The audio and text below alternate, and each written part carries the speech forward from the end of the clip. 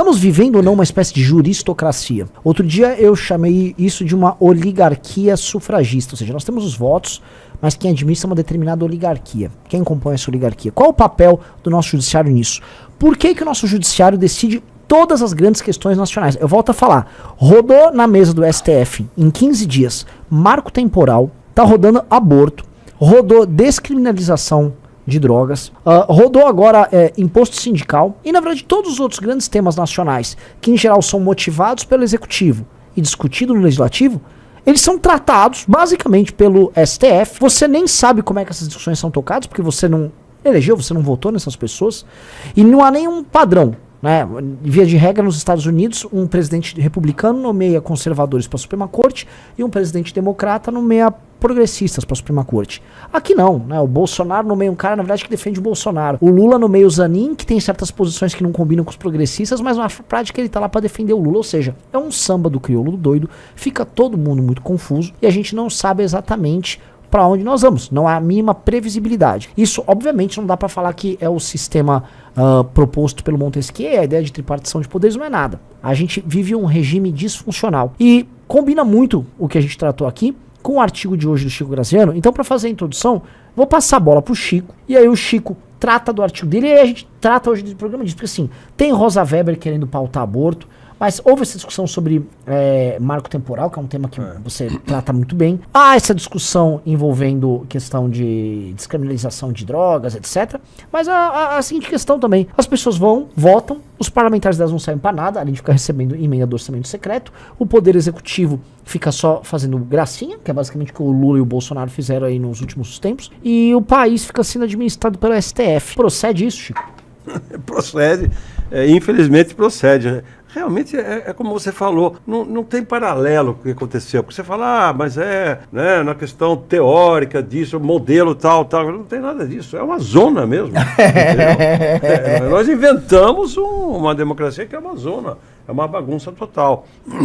Eu hoje publico, às terças-feiras, o meu artigo no Poder 360, lá do Fernando Rodrigues. Faz tempo que eu sou articulista dele, desde que ele abriu lá aquele canal. E eu fui hoje eu fiz uma homenagem ao Zé Gregori, que foi meu amigo, mais velho que eu, faleceu essa semana com 92 anos. E eu tenho uma história que eu conto hoje no meu artigo com ele, lá de trás, etc. E eu, ao falar dele, puxei essa história da democracia brasileira e da Carta aos Brasileiros, que foi lida no Pátio das Arcadas da sua escola Goffredo Silva Teles, em 1977. Sim. E naquela época eu tinha acabado de me formar na universidade, eu era um jovem universitário, já saído, fazia meu mestrado, e todos nós naquela época, o que a gente fazia? A gente brigava contra os milicos, contra a ditadura, entendeu?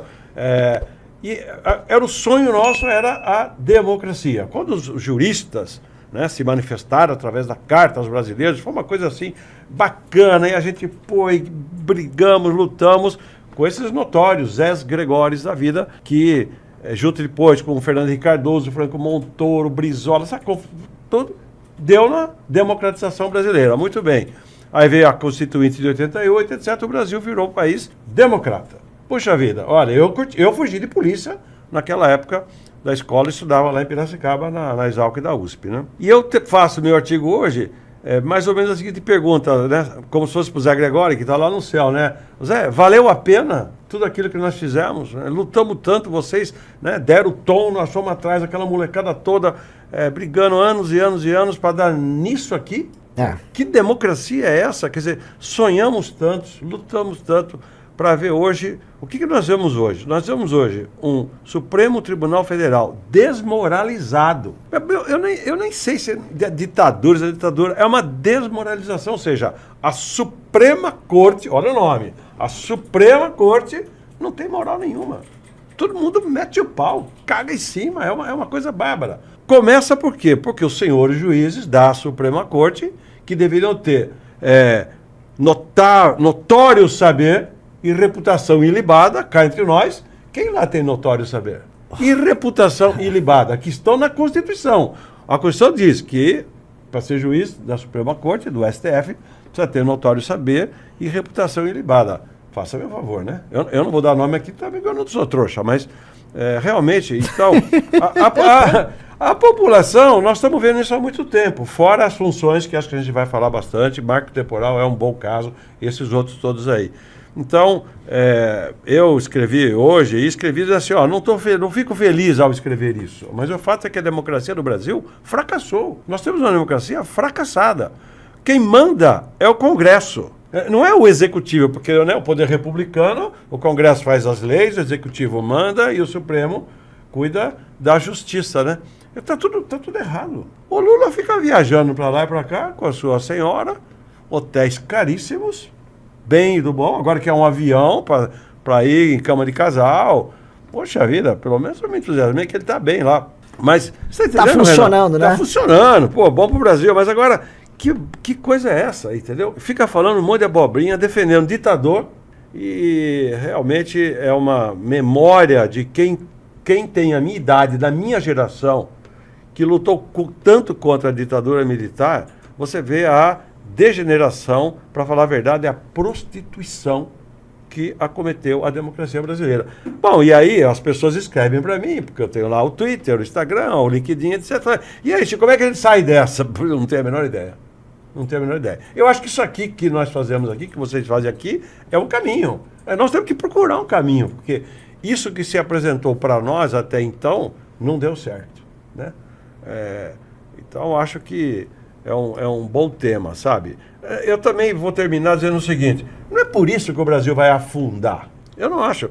É uma desmoralização de uma nação democrática. O Brasil continua, vai indo, 1,5%, 1%, não sei o quê. O Brasil vai indo para frente. Ele vai se arrastar. Vai se arrastando. Uma nação muito poderosa em termos de tamanho, recursos naturais, tem uma baita de uma agricultura, né? O mundo inteiro precisa de comida e não tem como produzir. O Brasil tem uma sorte. E escrevemos sobre isso na nossa revista, né?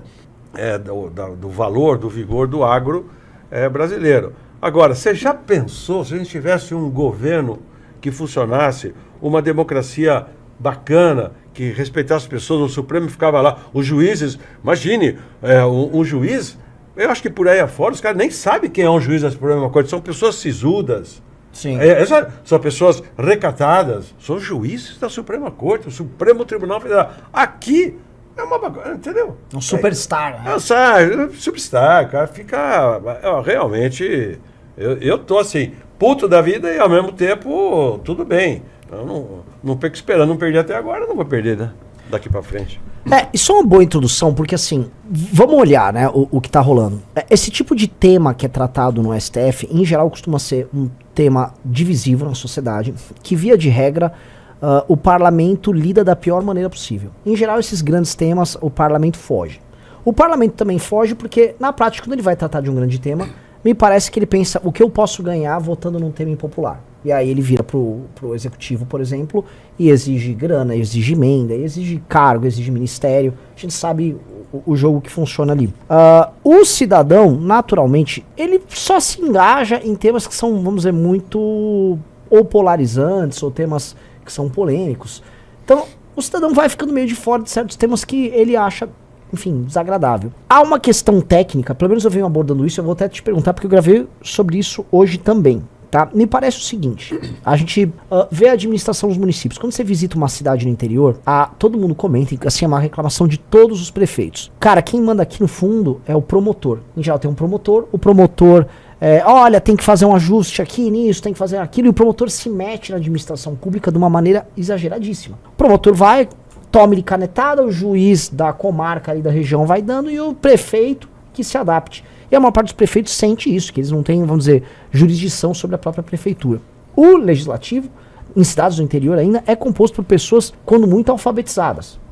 Assim, a qualidade legislativa nos interiores é muito ruim. Se eu for aqui na capital, enfim, não dá nem pra falar. Assim, o nível aqui é banditismo total, Rio de Janeiro nem se comenta. Então há um avanço, pelo menos eu percebo, do judiciário para cima do legislativo e do executivo nos estados e municípios, por causa de uma disparidade de formação. A turma do judiciário é concursada, a turma da promotoria, do Ministério Público é concursada, é mais letrada, e aí eles sentem do outro lado uma fragilidade e eles avançam em cima da fragilidade, especialmente sabendo também não só da qualidade técnica, mas da qualidade moral também, boa parte dos nossos eleitos. Quando a gente olha para isso em âmbito nacional, a gente percebe que tem quase uma regra de 3. O legislativo nosso, quando vai tratar de grandes temas nacionais, novamente ele usa isso como barganha para obter cargo e ministério. Essa turma do legislativo também está na mão da Suprema Corte, porque a Suprema Corte, no caso brasileiro, é um caso muito exótico, ela julga os casos que envolvem membros do Senado e da Câmara. Então como é que o pessoal do Senado e da Câmara vai ter,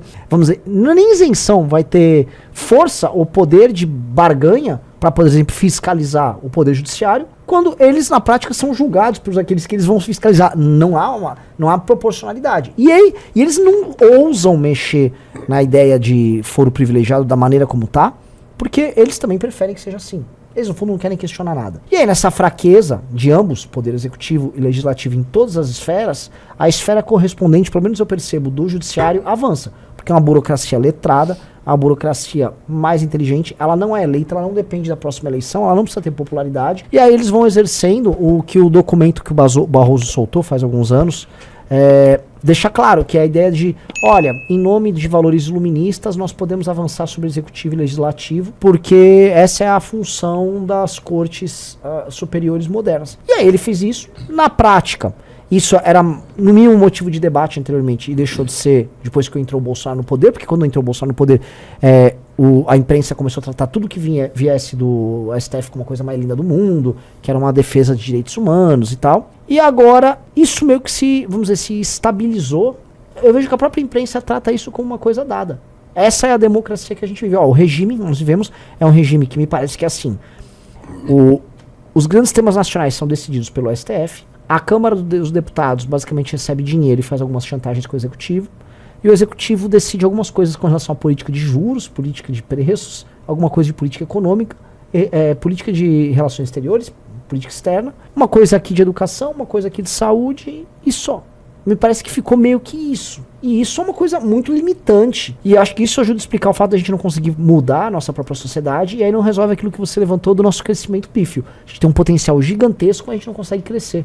Não sei se você vê essa questão dessas burocracias, porque eu vi isso nas prefeituras, e vários membros do MBL em todos os lugares relatam isso. Prefeitos, amigos meus, o Marquesan foi prefeito de Porto Alegre e fala: Renan, você passa o mandato inteiro na mão de promotor, e o promotor não é eleito, o promotor não tá ligando, se ele não gosta, vai com a tua cara, nossa, você não vai poder fazer essa obra aqui não, isso aqui não, isso aqui eu vou entrar. Aí o cara, assim, processa uma máquina litigante para te pedir uma poda de árvore, cobrir um buraco, lançar uma determinada política pública, e quanto mais fraco o prefeito, mais o cara sucumbe na mão do promotor. Você vê isso também? Como você vê esse game? Porque me parece assim, tem um ajuste mal feito na nossa democracia e parece que a gente não consegue resolver. É muito interessante. Eu gostei pra caramba dessa colocação sua. Quer dizer, no fundo você tem uma como se fosse uma burocracia, quer dizer, dentro do aparelho de Estado, que é o Ministério Público, né?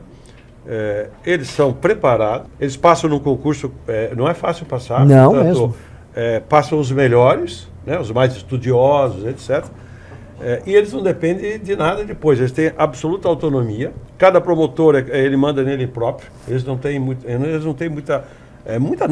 nenhuma hierarquia entre eles, ou seja, não presta contas a ninguém praticamente, tirando um pouco corregedoria e etc. E eles se embatem na disputa normal de qualquer democracia, no caso da democracia brasileira, eles se embatem, estava falando aqui um pouco longe, né? Eles se embatem com vereadores. Você falou, puxa vida, é chato pra caramba dizer isso, mas a gente tem que ser realista mesmo, quer dizer, vereadores, quando são letrados, tá bom, foi o que você falou, né? Realmente, a qualidade dos políticos vem caindo. Muito. Né? Então você pega no passado os grandes políticos. É que a gente tem mania de achar que o passado sempre é melhor que o presente. Eu resisto a dizer essas coisas. Caramba, mas realmente você vê as câmaras de vereadores, tem bons vereadores por aí afora, mas nem sempre são a maioria. E os prefeitos também, puxa vida, hein? Você estava falando, estava me lembrando da minha Ilhabela, né? Nós estamos lá enfrentando um problema enorme em Ilhabela. Ilhabela, se não for promotor público, nós estamos ferrados. Sim, mas... Porque o prefeito é tão...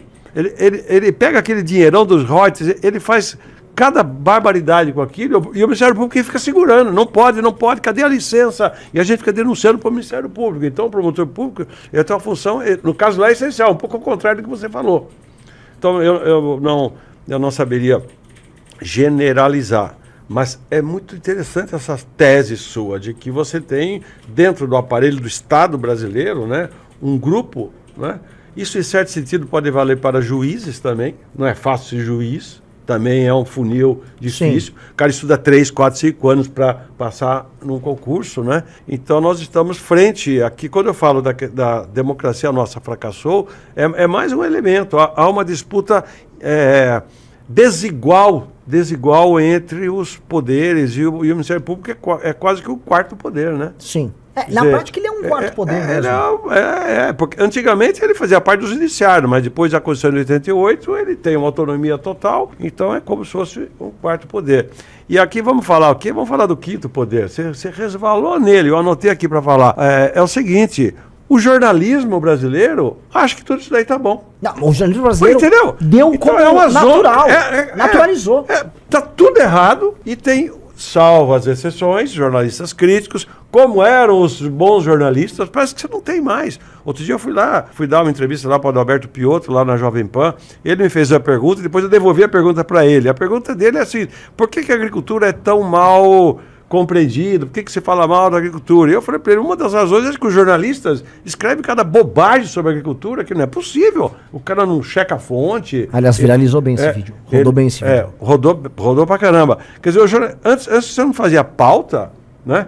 Eu vi agora, lá no jornal, no estado de São Paulo, no dia que eu estava dando entrevista lá para ele, para o Piotto, na Jovem Pan, saiu uma matéria sobre alimentos que podem desaparecer do mundo. É assim, uma representante do Slow Food Global, quer dizer, esse movimento super da elite, que tem que comer tudo devagar, que é tudo gostoso, tem que sentir o gosto, né? Você tem que realmente curtir a comida, etc. Que é um negócio super legal, mas é como eu digo, é da elite. Tá bom. Eu já fui lá na Itália fazer um slow food desse, tomava vinho, fiquei 4 horas lá comendo e bebendo, foi uma maravilha, entendeu? Agora, isso é porque tem dinheiro, né?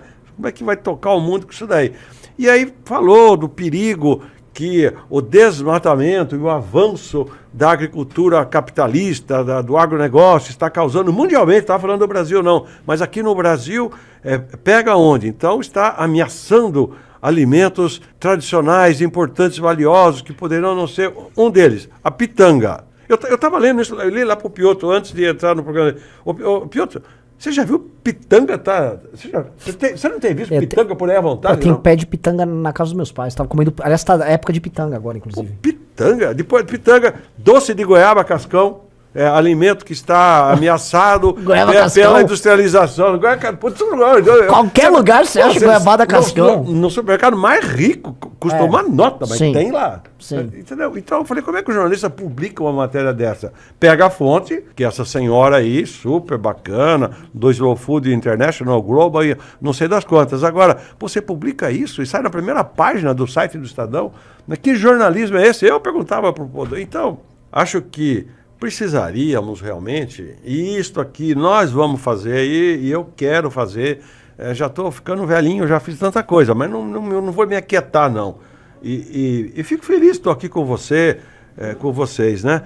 Vamos cutucar, não é possível nós nos curvarmos a essa mediocridade. Não dá, porque assim, aceitar isso... A política do Brasil está medíocre, e nós precisamos reagir contra isso daí.